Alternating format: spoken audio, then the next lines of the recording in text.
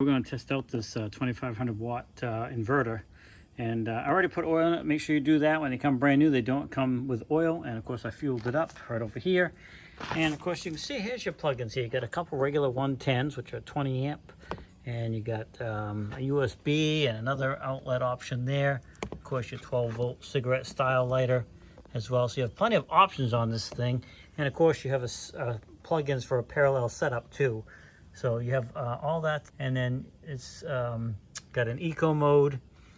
But let's get this thing started up. One thing I really like about it, it has a fuel gauge, so you can tell when you're getting close when you're filling it up, so you don't end up overfilling it. The other great thing about this thing, this has a low oil shutoff. So if the oil gets low on this thing, it will shut itself down to prevent you from damaging it, which is a fantastic feature. Not all of them have that, but that's a great feature, because the last thing you want to do is ruin this piece of equipment. All right, starting it up looks pretty simple. Put this to choke. Whatever, I haven't started this at all, so we'll see here for the first time what happens. Wow, that's shocking.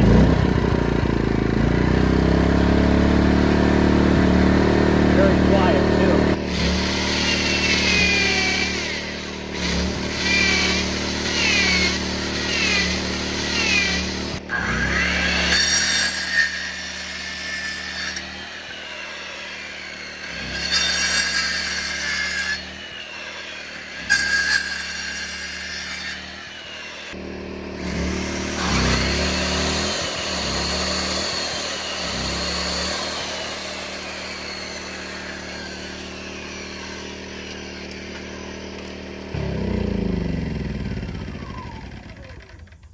Well, I gotta say, pretty impressed with it.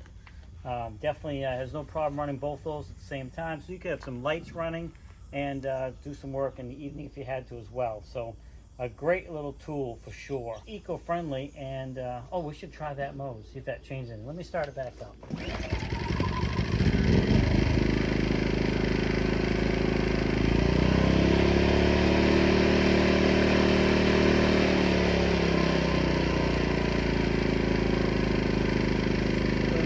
Eco mode, it slows right down. So if you're just doing light stuff like a drill gun, you really don't need it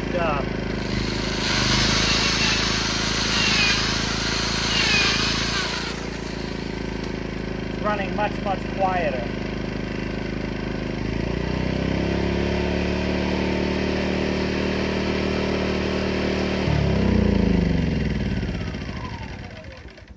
So if you were just trying to charge up a 12 volt battery, like we'll be using this for camping as well, then you can put it in that eco mode and you're not cranking out a bunch of noise unnecessarily while you're just charging up a small battery. Also, I want to point out here, you have a bunch of indicator lights here. You got the overload light, you got a something failure light, low oil light, overheat light. So it looks like you got a bunch of different things here to keep an eye on stuff. Plug those. And of course, if it goes off on reset, you have a reset button here. Pretty impressed. Starts right up nice.